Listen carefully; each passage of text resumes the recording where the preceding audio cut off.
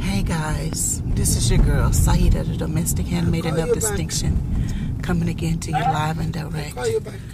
I repeat that I am not a meteorologist or a storm chaser, but I did want to just show you again the storm that's brewing in the city.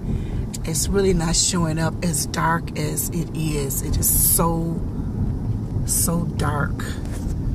But this is what we're dealing with right now in the city.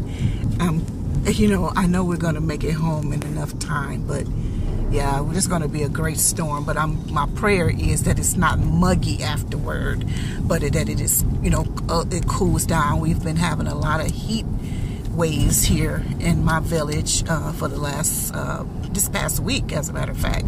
But yeah, so anyway, tell me about your weather. Tell me about how you're dealing with it in your neck of the woods. This is your girl, Saida, the domestic handmaiden of distinction, signing out for now. Bye-bye. You want something?